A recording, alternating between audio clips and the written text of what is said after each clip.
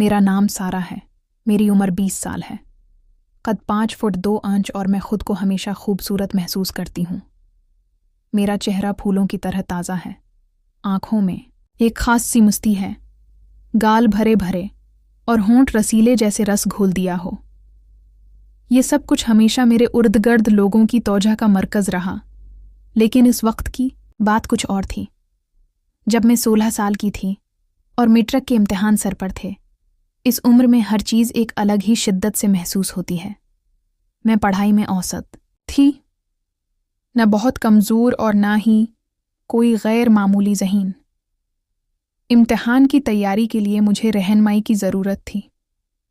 میری خالہ کا بیٹا بلال، جو میٹرک کر چکا تھا، ہمارے گھر کے قریب ہی رہتا تھا۔ میں نے امی سے کہا، امی، بلال سے کہہ دیں کہ وہ مجھے پڑھا دیا کرے، اس طرح مجھے دور کہیں جانا بھی نہیں پڑے گا اور وقت بھی بچے گا۔ امی نے فوراً اس بات کو سنجیدگی سے لیا اور اسی دن بلال سے بات کرائیں۔ شام کو انہوں نے مجھے بتایا، بلال ہر شام 7 سے 9 بجے تمہیں پڑھانے آئے گا۔ آج دن میں نے جلدی سارے کام نمٹائے اور کتابیں لے کر ڈرائنگ روم میں بیٹھ گئی۔ گھڑی نے 7 بجائے تو دروازے پر دستک ہوئی۔ بلال اندر آیا۔ اس کی عمر 21 سال کے لگ بھگ تھی۔ 6 فٹ کے قریب قد، مضبوط جسم، کلین شیو اور گورا رنگ۔ اس کی شخصیت میں ایک عجیب سا اعتماد اور کشش تھی۔ سلام، دعا کے بعد اس نے مسکراتے ہوئے کہا، اچھا تو میری شاگرد پڑھائی کے لیے تیار ہے؟ میں نے ہلکی سی مسکراہٹ کے ساتھ جواب دیا، جی۔ ابلال نے کتاب اٹھا کر اس کے اوراق پلٹے اور پھر پوچھا، کس سبجیکٹ میں خود کو زیادہ کمزور سمجھتی ہو؟ میں نے نظریں جھکاتے ہوئے کہا، میتھ اور انگلش میں۔ میں تھوڑا سمٹ کر بیٹھی تھی، بات کرتے ہوئے جھجک رہی تھی۔ بلال نے کتاب میز پر رکھتے ہوئے میری طرف دیکھا اور نرم لہجے میں کہا، اگر اسی طرح گھبراؤ گی تو جو کچھ پڑھاؤں گا وہ یاد نہیں رہے گا۔ ڈرنے یا جھجکنے کی ضرورت نہیں، ہم دوستانہ ماحول میں پڑھیں گے، جو سیکھو گی وہ یاد بھی رہے گا۔ میں نے خود کو سنبھالتے ہوئے کہا، جی بہتر۔ آج دن پڑھائی تو خاص نہ ہوئی، لیکن بلال نے اپنی باتوں اور ہنسی مذاق سے میری جھجک دور کر دی۔ میں بھی اب کافی پراعتماد محسوس کر رہی تھی اور اس کے چٹکلوں کا جواب بھرپور انداز میں دے رہی تھی۔ میرا چنچل پن جاگ اٹھا تھا۔ بلال نے تھوڑی سی میتھ کی مشق کروائی اور کہا کہ کل سے انگلش شروع کریں گے۔ جب وہ جانے لگا تو امی نے اسے چائے کے لیے روک لیا۔ چائے اور مختصر سی گپ شپ کے بعد اس نے کہا، کل شام 7 بجے آؤں گا، تیار رہنا۔ اگلے 2 ہفتے اسی طرح گزرے۔ بلال وقت کا بہت پابند تھا، ہمیشہ وقت پر آتا اور وقت پر ہی چلا جاتا۔ اس کی شخصیت میں ایک جاذبیت تھی۔ اس کا پڑھانے کا انداز لاجواب تھا۔ آہستہ آہستہ میں اس کی گرویدہ ہوتی گئی اور اس سے میری دوستی بھی بڑھتی گئی۔ اس کے ساتھ گزرنے والے لمحات میرے لیے خاص اور یادگار بن گئے تھے۔ آج دن بلال مجھے میتھ کی مشق کروا رہے تھے کہ امی چائے لے آئیں۔ انہوں نے چائے میز پر رکھتے ہوئے کہا، چائے پہلے پی لینا، اور واپس کچن میں چلی گئیں۔ مشق ختم ہوئی تو میں نے چائے کی پیالی اٹھا کر بلال کو دینا چاہی، لیکن جانے کیوں میرا ہاتھ کانپ گیا اور پوری چائے بلال کے اوپر گر گئی۔ ان کی پتلون اور شرٹ بھیگ گئی۔ میرے تو اوسان خطا ہو گئے۔ میں گھبرا کر دوڑتی ہوئی تولیہ اٹھا لائی اور بار بار سوری کہتی ہوئی ان کی شرٹ کو تولیے سے خشک کرنے کی کوشش کرنے لگی۔ آپ جلے تو نہیں؟ میں نے تولیہ رگڑتے ہوئے گھبرائی ہوئی آواز میں پوچھا۔ بلال نے ہلکے سے مسکراتے ہوئے جواب دیا، چائے سے تو نہیں جلا، لیکن اب تم ضرور جلا ڈالو گی تولیہ رگڑ کر۔ میں ان کے اس جملے کو سمجھ نہ سکی اور اسی طرح تولیے سے ان کی شرٹ کو خشک کرنے میں لگی رہی۔ شاید میں کچھ دیر اور یہ سب کرتی رہتی، لیکن بلال نے آہستگی سے میرے دونوں کندھوں کو تھام کر مجھے کھڑا کیا اور کہا، بس کرو پگلی، سب کچھ ٹھیک ہے، تم خواہ مخواہ پریشان ہو رہی ہو۔ ان کی شفقت اور نرمی دیکھ کر میری آنکھوں سے آنسو نکل آئے۔ جب بلال نے مجھے روتے دیکھا तो उन्होंने मुझे अपने सीने से लगाकर मेरे माथे पर बूसा दिया और कहा, अरे पगली, रोती क्यों हो? तुमने जानबूझकर थोड़ी चाय गिराई है, ये तो हादसाती तौर पर हुआ। उनके उस अंदाज पर मुझे हौसला मिला। मैंने आंसू पूंछते हुए कहा, जानती हूं कि हादसा हुआ है, लेकिन हादिसात भी तो किसी न किसी गलती का नतीजा होते हैं, और इस हादिसे की गलती मेरी ही थी। बिलाल ने माहौल को हल्का फल्का बनाने के लिए हंसते हुए कहा, पगली, मैं तुम्हें इजाज़त देता हूं कि तुम ऐसे हादिसात रोज़ किया करो। उनकी मानी खीज हंसी मेरी समझ से बाहर थी, लेकिन उन्हें हंसते देखकर मैं भी मुस्कुरा दी। बिलाल ने कहा, चलो वापस वहीं से शुरू करते हैं जहां हादिसा हुआ था। ये कहते हुए उन्होंने मुझे कहा, जाओ अपनी जगह पे बैठो। मैंने वापस अपनी कुर्सी पर बैठकर किताब खोलने की कोशिश की, मगर बिलाल ने कहा, आज का काम खत्म, कल देखेंगे। मैं चलता हूं क्योंकि इस हालत में मैं तुम्हें कुछ नहीं पढ़ा पाऊंगा। बिलाल अपनी किस हालत की बात कर रहे थे, ये मैं इस वक्त समझ ना सकी। आज दिन जब मैं रात को बस्तर पर लेटी तो ये वाक़या बार बार मेरे जहन में घूम रहा था।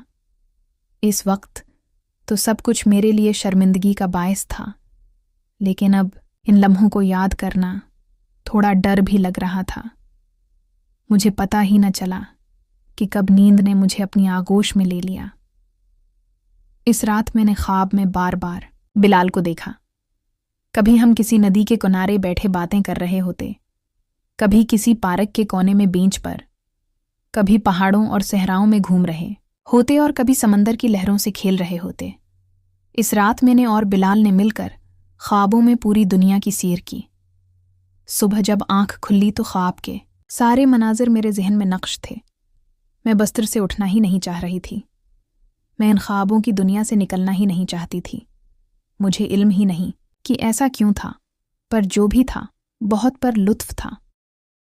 दूसरी शाम जब बिलाल हमारे घर पहुंचे, मैं अभी नहा कर निकली थी। मेरे बाल अभी गीले थे और उन से पानी गिरता हुआ महसूस हो रहा था। बिलाल तब तक अंदर आ गया था। मैं तो बिलाल को अपने ख्वाबों में पहले ही बसा चुकी थी, लेकिन इस शाम मुझे लगा जैसे बिलाल के दिल में भी अब कुछ खास चल रहा है। दौरानी पढ़ाई मेरे दिल में अजीब अजीब ख्यालात जन्म ले रहे थे।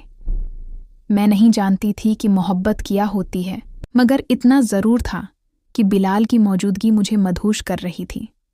ये एहसासात मेरे लिए बिल्कुल नए थे। एक अनोखा सा सुरूर था जो मैंने पहले कभी महसूस नहीं किया था। जब बिलाल मुझे मीत के एक सवाल की मश्क करवा रहे थे तो हम उकठे बैठे हुए थे। ये सब कुछ इत्तिफाकन हुआ, मेरा कोई इरादा न था। 9 बजे जब बिलाल जाने के लिए उठे तो मैं भी किताबें समेटने लगी। बिलाल बोले, पगली, तुम आज बहुत खूबसूरत लग रही थी। मैंने चौंक कर उनकी तरफ देखा, लेकिन इस लम्हे तक वो मुझसे दूर जा चुके थे। उनके ये अल्फाज सारी रात मेरे कानों में गूंजते रहे। शायद वाकई ख़वातीन के बारे में सच ही कहा जाता है कि वो अपनी तारीफ सुनकर खुश हो जाती हैं। मैं भी सारी रात इसी ख्याल में रही और ख़ुद को बहुत ख़ास महसूस करती रही। अगले दिन भी बिलाल वक्त पर आ गए। अभी हमारी पढ़ाई शुरू ही हुई थी कि अचानक बिजली चली गई। मैं उठी कि मोमबत्ती जला लाऊं, मगर बिलाल ने मेरा हाथ पकड़ लिया और बोले, बैठ जाओ, हमने कौन सा मोतियों की माला परोनी है, ऐसे ही बैठकर पढ़ो, थोड़ी देर में बिजली आ जाएगी। मैं भी वहीं बैठ गई और हम इधर उधर की बातें करने लगे। बिलाल ने मेरा हाथ अपने हाथ में पकड़े रखा। मुझे ये सब अजीब लग रहा था। एक तरफ उनकी मोहब्बत का जादू सिर चढ़कर बोल रहा था, दूसरी तरफ एक इंजान सी झिझक और खौफ था जो मुझे रोक रहा था। कमरे में अंधेरा था। हम एक दूसरे के चेहरों के तासरात नहीं देख सकते थे। हकीकत ये है कि बिलाल ने मेरा हाथ पकड़ा था और मुझे डर नहीं लग रहा था, लेकिन अगर उनकी जगह कोई और होता तो शायद मैं फौरन अपना हाथ छुड़ा लेती बिलाल के लिए, मगर मैं पहले ही सब कुछ हार चुकी थी। फिर भी दिल में एक अजीब सी बेचैनी थी। आस बेचैनी में मैंने बिलाल का हाथ छोड़ा और टॉयलेट जाने का बहाना बनाया। जैसे ही मैं उठकर चलने लगी, अचानक मेरे कदम डगमगा गए। इस लम्हे बिलाल ने फौरन हाथ बढ़ाकर मुझे संभाल लिया और मैं गिरने से बच गई। मैं बहुत नर्वस हो गई थी, इसलिए जल्दी से टॉयलेट की तरफ भाग गई। वहां जाकर मैंने ठंडे पानी से मुंह पर छींटे मारे ताकि दिल की धड़कन कुछ नॉर्मल हो सके। अभी मैं टॉयलेट में ही थी कि बिजली वापस आ गई। जब मैं ड्राइंग रूम में आई तो बिलाल वहां नहीं थे। मुझे एक पल के लिए परेशानी हुई कि वो बगैर बताए कैसे चले गए। इसी वक्त उम्मी ड्राइंग रूम में आए और बताया, बिलाल कह रहा था कि उसके सर में दर्द हो रहा है और बिजली भी नहीं है, इसलिए वो घर जा रहा है। मैंने खामोशी से किताबें समेटी और अपने कमरे में आ गई। मेरी सोचों का महवर बस बिलाल ही थे। इन्हीं ख्यालात मैं खोई रही और सुबह तक बिलाल की याद में मसहूर रही। शाम होने से पहले ही मैं बेचैनी से वक्त के गुजरने का इंतजार करने लगी। दिल में एक अनजानी सी तड़प थी। बस ये जानना चाहती थी कि आज बिलाल कैसा बर्ताव करेंगे। लेकिन वक्त मुकर्रा पर भी वो नहीं आए। मैं हर लम्हा दरवाजे की तरफ देखती रही, लेकिन मेरा इंतजार ही रहा। जब 8 बज गए और बिलाल ना आए तो मैंने उम्मी से कहा, खैर हो, बिलाल आज क्यों नहीं आया? अम्मी ने बेफिक्री से जवाब दिया, कोई और काम पड़ गया होगा, इसलिए नहीं आ सका होगा। मैंने हल्की सी फिक्रमंदी से कहा, अम्मी कल जब वो गए थे तो उनकी तबीयत ठीक नहीं थी, क्या पता अभी तक ठीक ना हुई हो। आप खाला को फ़ोन करके उनका हाल तो पूछें। आमी को भी जैसे कुछ याद आया, फ़ौरन खाला को फ़ोन मिलाया। खाला ने बताया कि बिलाल तो कल से सख्त बुखार में तप रहा है। ये सुनकर मेरे दिल में अजीब सी बेकरारी दौड़ गई। दिल चाहा कि अभी जाकर उसका बुखार अपनी जान पर ले लूं, लेकिन मैं बेबस थी। सुबह मैं अम्मी के साथ खाला के घर गई। वहां जाकर देखा तो वाकई बिलाल बुखार में तपते हुए बिस्तर पर लेटे थे। रस्मी बातचीत के बाद मैं वहीं बैठ गई। खाला और अम्मी अपनी बातों में मग्न हो गईं। बिलाल ने एक बार मेरी तरफ देखा, फिर आंखें मूंद लें।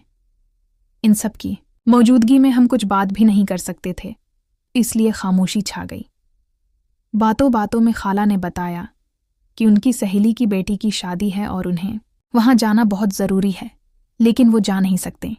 अम्मी ने पूछा, क्यों नहीं जा सकते? खाला ने जवाब दिया, जिसके साथ जाना था वो तो बस्तर पर पड़ा है और खालू भी आफत से छुट्टी नहीं ले सके। अम्मी, जो कि खाला की सहेली को जानती थीं, बोले, तुम्हारी सहेली कौन सा दूसरे शहर में रहती हैं? टैक्सी पकड़ो और 2-3 घंटे में वापस आ जाओगी।